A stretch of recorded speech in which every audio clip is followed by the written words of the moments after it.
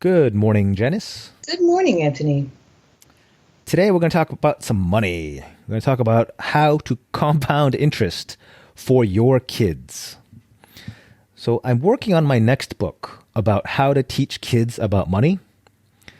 And the conclusion, I'm not done yet. I'm still in the process. And the conclusion I'm sort of narrowing down to is that the number one priority, this is like a sneak preview, the number one priority is to make sure that your kids understand and learn to love compounding interest.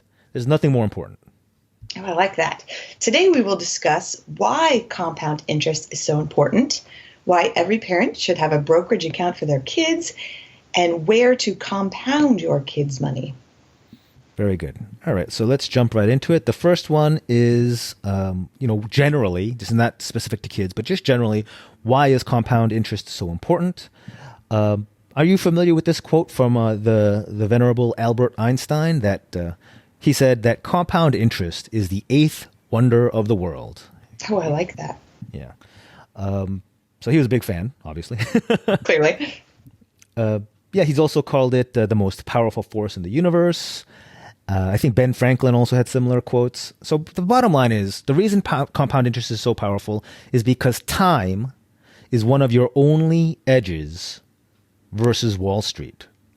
Okay, so Wall Street has they have inside information, they have high-tech algorithms, they have high-speed trading, they have every edge that you don't have. So if you think you have more information than some guy who eats, sleeps, breathes, and lives financial information, I'd like to see your brokerage company. Yeah. I mean, I'd like to including all sit the down and have losers. coffee. I know, right?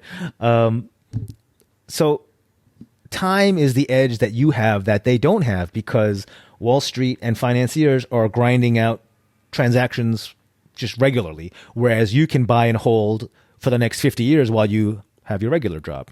Anyway, so time is your edge, right? And another reason why compound interest is so important to teach to children is that it is 100% passive. It's a really important lesson for your kids.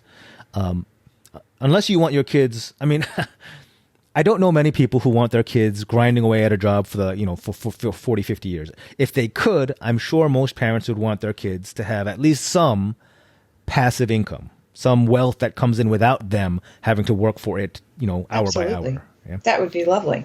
And compounding, that would be lovely. It So would, understated. it would be lovely. It would be lovely. It would, yeah.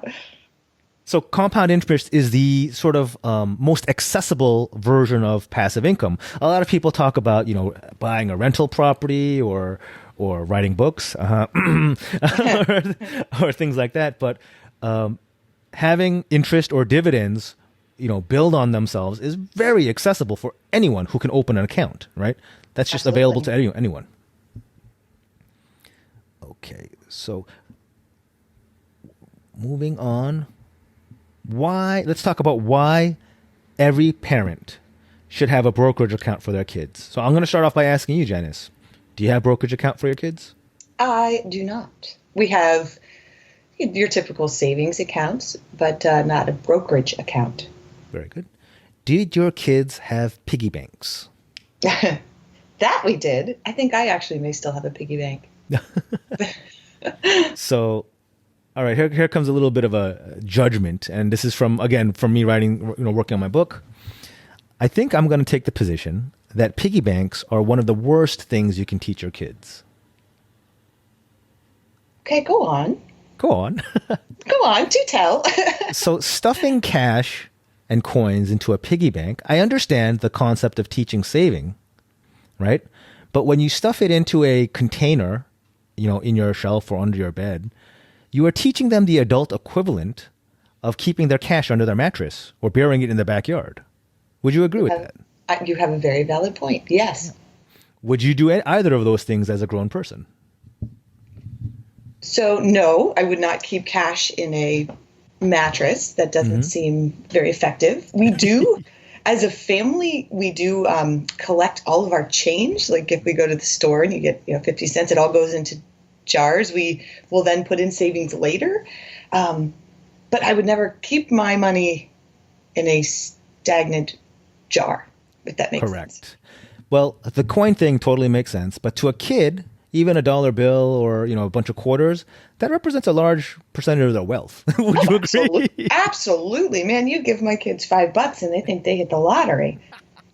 So they're being trained from a young age, right? This is like psychology, to value sort of almost like hoarding over growth, right? Because that money ain't growing. In fact, you're losing money to inflation the longer it sits on that shelf.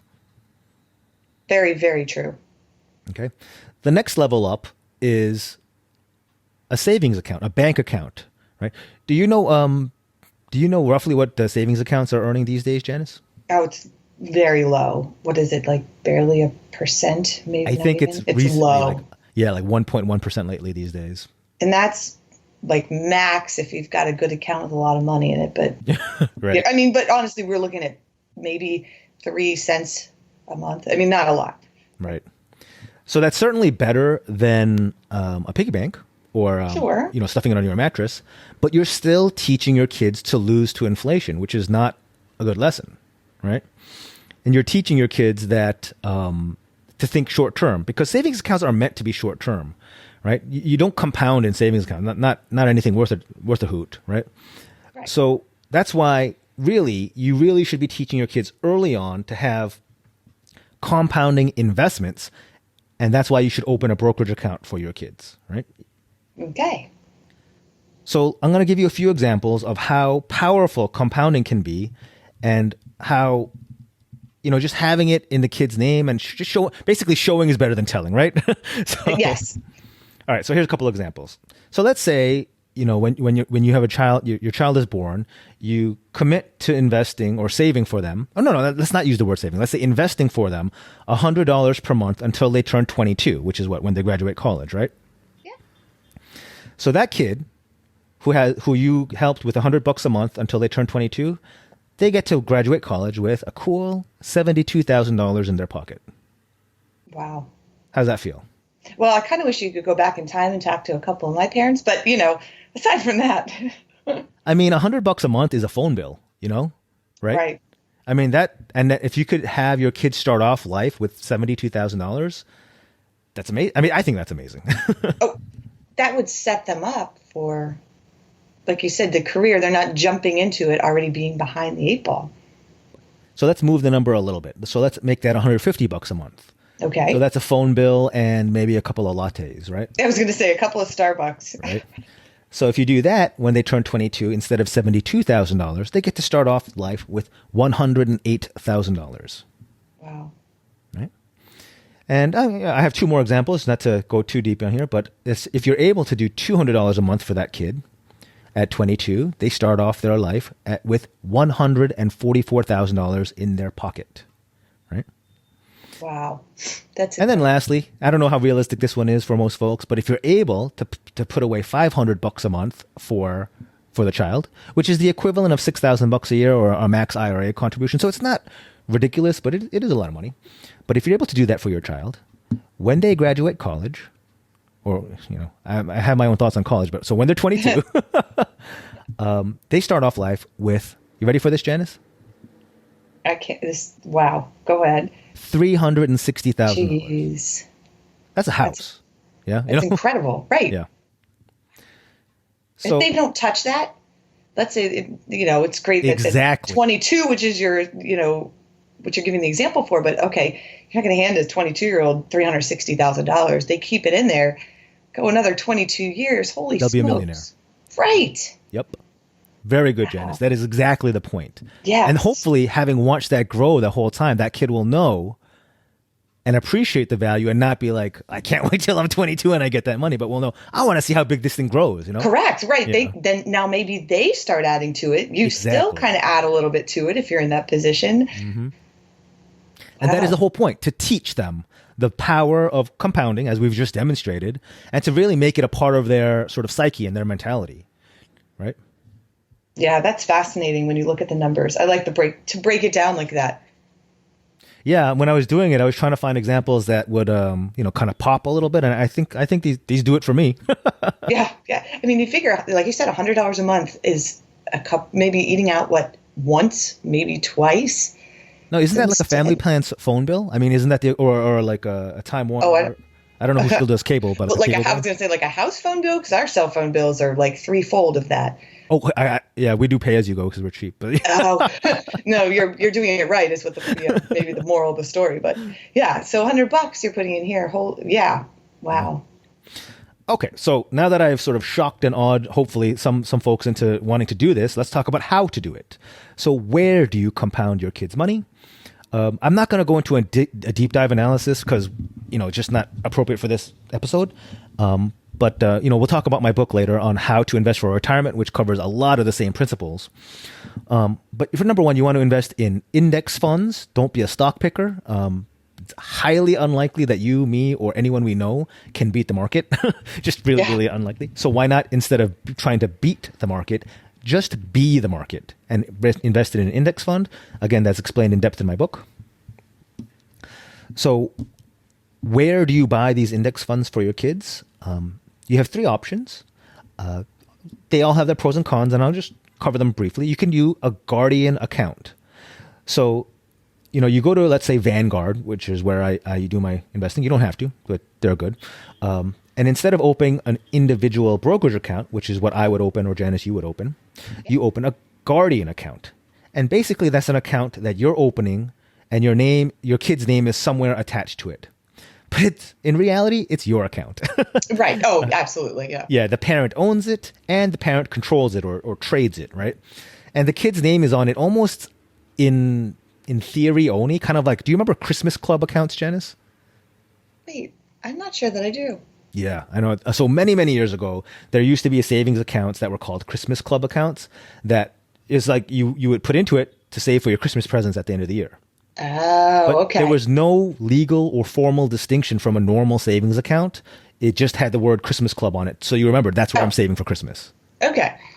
So similarly, Guardian accounts, they're really no different from your own account, Janice, except that you put your kid's name on it.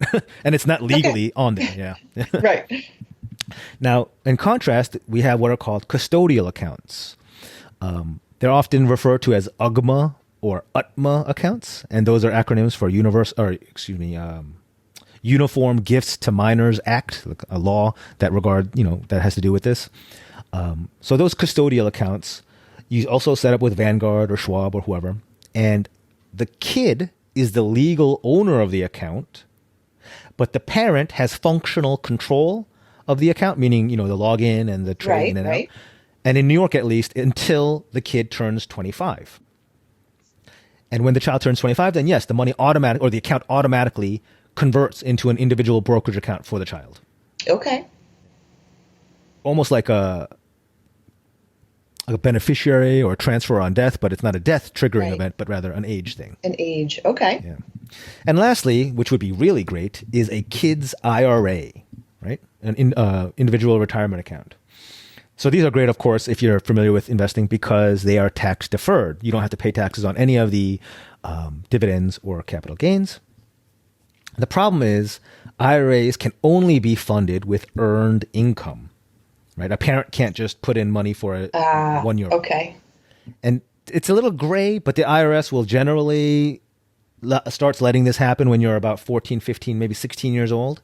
It can't be allowance, but it does actually have to be earned income. So give your kid a legit job, mowing the lawn or whatever, and you can use that money to fund the IRA.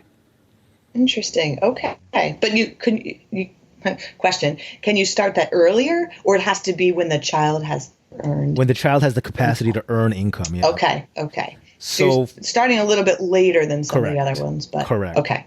So for those examples I gave earlier about if you were able to invest from birth until 22, that would probably be in a custodial account. Okay. Yeah.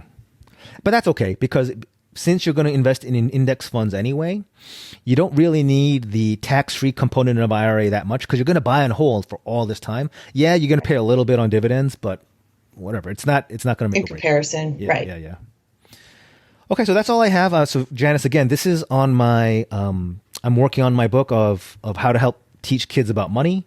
But the book that I do have out now is, can you tell us a little bit about that? Yeah, that's the How to Invest for Retirement, available on Amazon. So that's a good place to start. And then, like you said, when your new book comes out, that's kind of geared towards helping the kids toward saving and investing. keep, I like to say you can, when you go to Amazon, I do this because you can actually click on follow the author. So I will know when your book comes out immediately. So I get an email that says, oh, this new book's out. So that might be an idea for our listeners if they want to know when that book comes out next. Oh, cool. I didn't even know that existed. Yeah. Amazon doesn't tell me anything. Okay, nice. Yeah. I have it set. So when your new book comes out, I get an email that says, hey, guess what? New book's out today. Cool. Yeah. Very good. All right, cool. So I'm really into this. I do want to teach my kids in particular how to see the long view and how to compound, and I hope other folks and parents get value from this too. It's very interesting. I think it's a very interesting concept. I'm looking forward to learning more. All right. Thanks everyone for listening. Thanks, Janice. We'll talk again next time. Bye. Talk soon. Bye now.